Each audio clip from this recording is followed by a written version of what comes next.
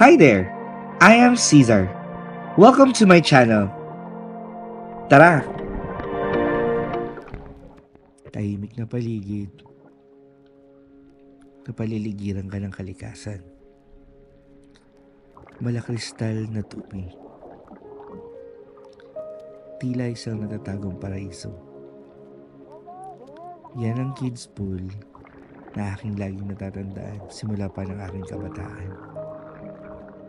Nabigyan kami ng pagkakataong muling makabalik sa kids pool o sa Coto Mines.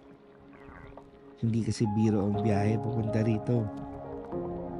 Kahit na napakalapit lang nito sa Botolan, talagang sasadyain mo ito at maglalaan ka ng panahon at oras para marating lang ang natatagong paraiso ng Coto. Isa na nga sa core memories namin magpipinsan, ang kids pool. Dahil ng kabataan namin, madalas kaming dinadala dito ng mami ko tsaka ng mga uncle ko. Yung sa kapatid kasi ng mami ko, dito sila nakatira nung panahong may minahan pa sa Coto. Kaya naman, hindi na bago sa amin ang bumisita sa kids pool. Nakakatuwang isipin na kami naman yung nagdadala sa mga pamangkin namin dito sa kids. Sana, pagtanda nila, ganito pa rin kalinis at kalinaw yung lugar na ito. Hindi namin pinagplanuhan yung pagpunta namin dito ngayong Sabado de Gloria kasi alam namin napakaraming tao ang magpupunta dito. Lalo na, naging sikat pa ito sa social media lately. Marami kasing mga campers yung bumibisita na dito. Kaya naman may alanganin kami. Subalit, nagkaroon ng online reservation sa munisipyo ng Masinloc.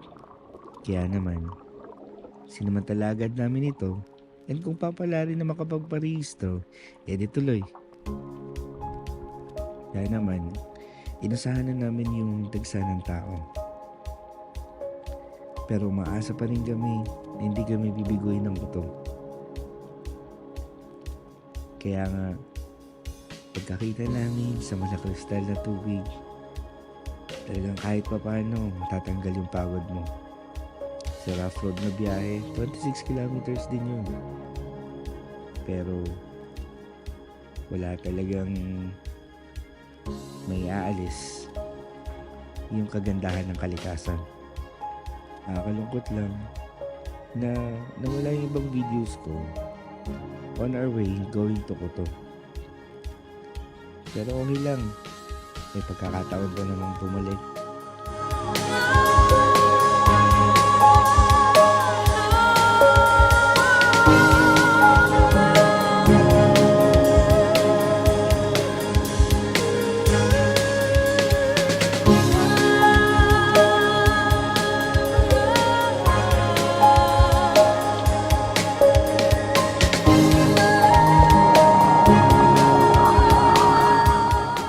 I am Caesar nga pala.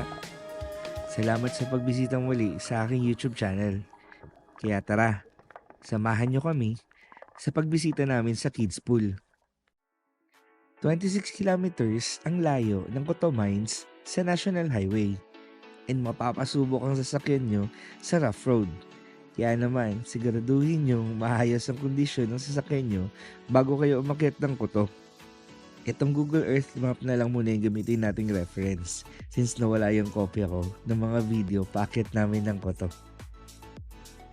Once na nasa center ka na ng town ng Coto, madali na lang papunta sa kids pool kasi may signage naman magtuturo sa'yo kung saan ang daan at saka pwede ka magtanong sa mga locals doon. Eto na nga, kapag lowered ang sasakyan nyo, medyo mahihirapan talaga kayo. Hindi kaya. Buti dinala ni Kuya yung bios. Oo, okay. Ay! Kasi hindi pa nila eh, si Ria. Nasa baba na yan. Bakit pinagawa niya yun? Sino? Ito, Papa? Huh? Yan,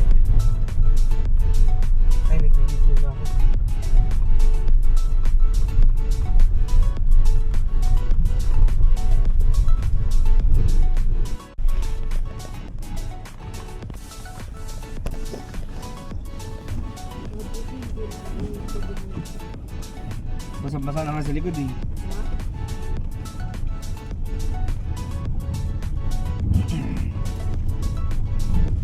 Oops, na kayo. Right ka, right. Yes, right.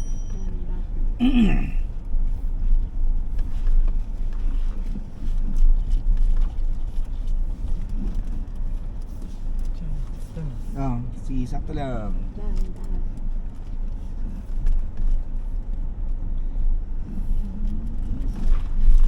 Kuya da. Good. Magkano yung percent kapag nag-work ang namanasan? Malapit na tayo. Andyan lang oh. Wala, ang dami tao. Ayan na yung ano. Nasa tabi na yung mga sasakyan. Ang daming tao na.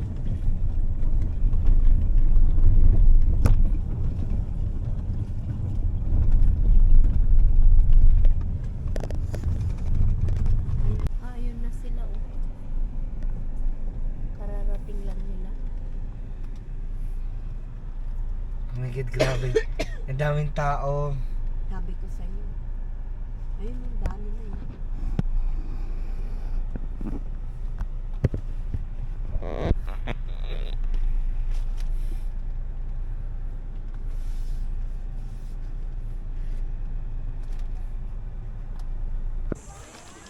Si Joshua. Meow. Ano yung tunog ng ahas? Jace.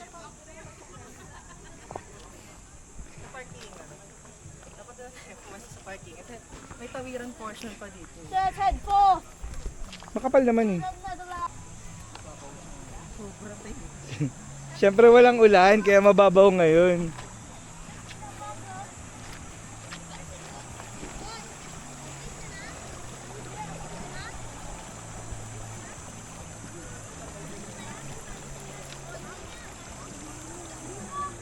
Sarap po.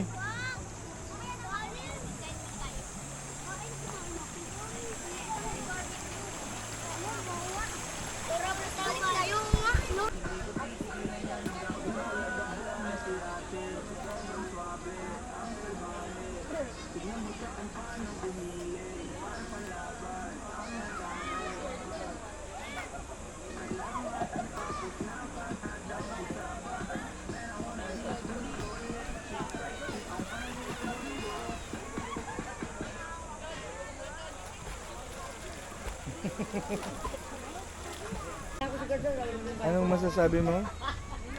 Ayos. Ang ganda. Kaso ito na ba talaga yung pinakamataas?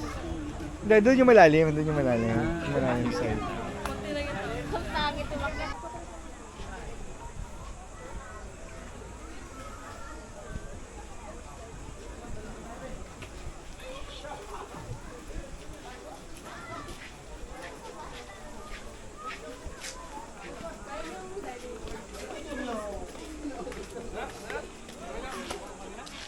Paisan ko, tapon!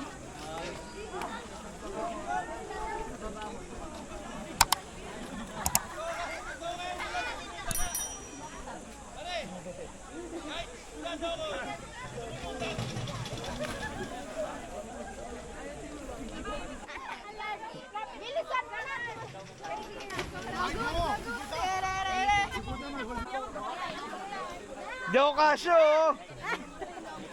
Wow!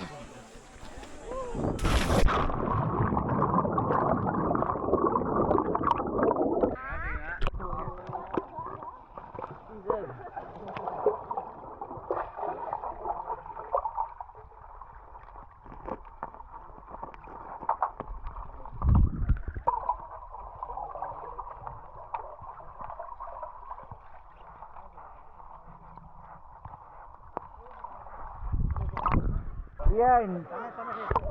Lian! Lubog ka, tinan mo. Maganda yan, maganda. Yung maniwala ka kay Kuya Ryan. Dali, artistic yan. Uwi. Sino ka Kuya? Dalas eh.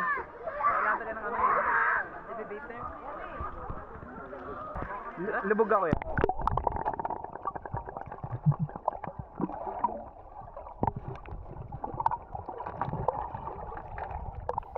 Sa sobrang linaw nga ng tubig, puro yata underwater footage na lang yung ginawa namin magpipinsan dito.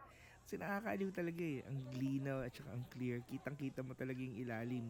Pwede kang dumilat. Jace, ano?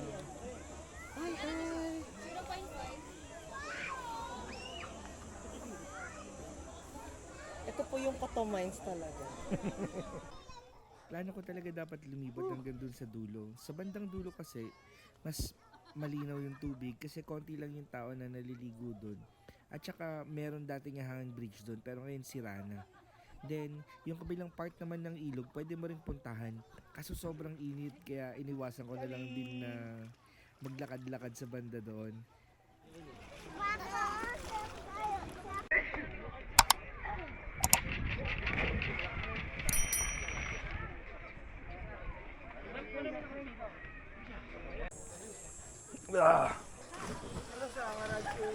Okay.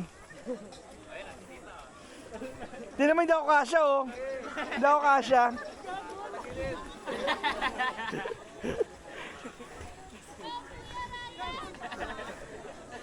Mauna kay King.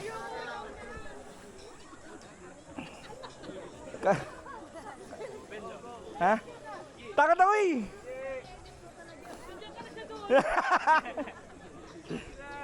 Ha? Taas eh.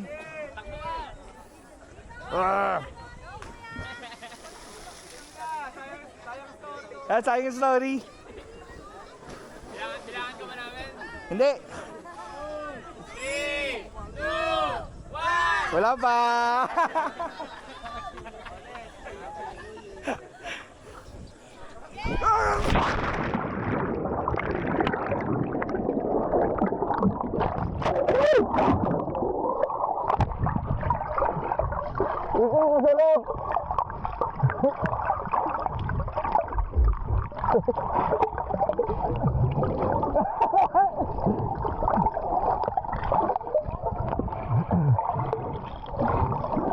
Sige.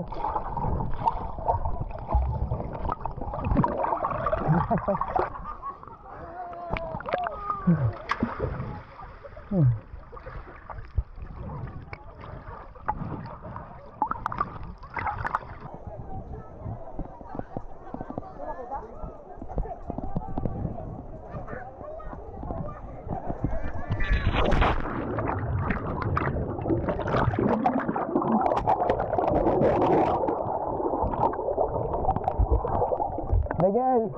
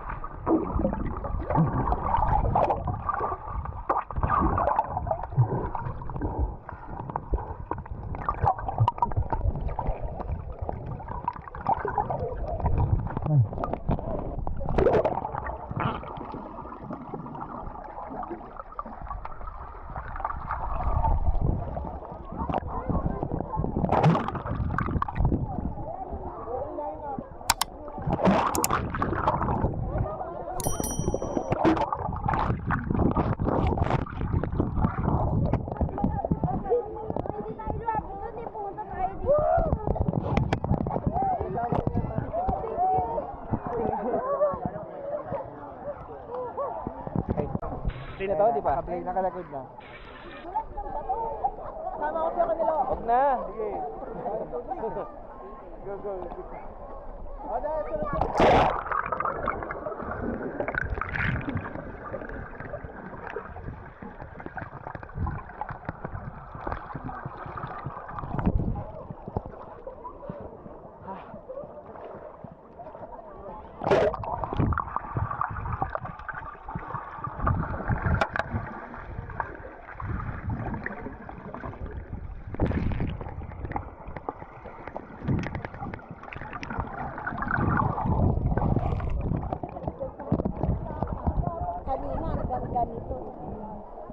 hello. Welcome to my vlog, sabi mo. Ha? Welcome to my vlog. Welcome.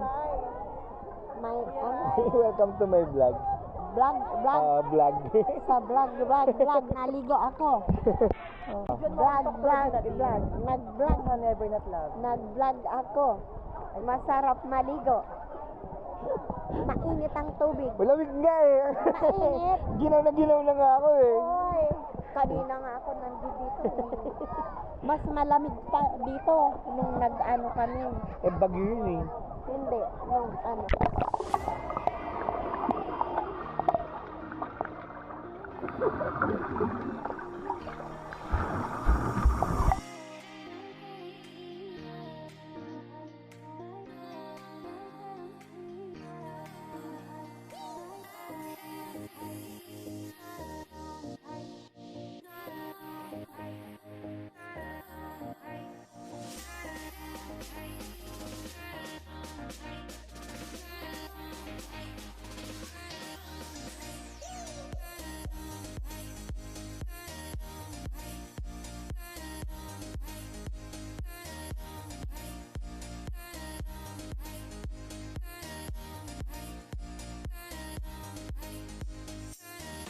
That's it guys.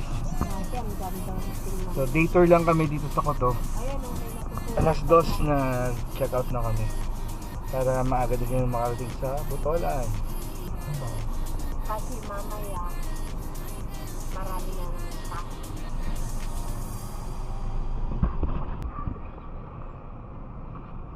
Ito yung pinaka-main plaza dati. Dito nakatayo yung sinehan. Tapos ito bowling alley to.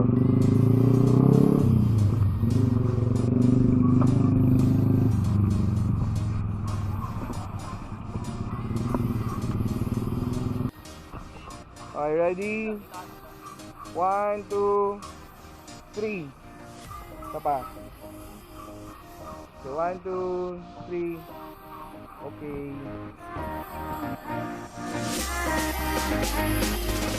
That's it guys. Sana nag-enjoy kayo sa day tour namin sa Koto Mines. Hopefully next time makapag-overnight naman dito. Again, I am Cesar. Thank you so much for watching. Don't forget to like, subscribe, share, and click on the notification bell button para updated naman kayo kapag may bagong videos ako. Thank you so much. Goodbye!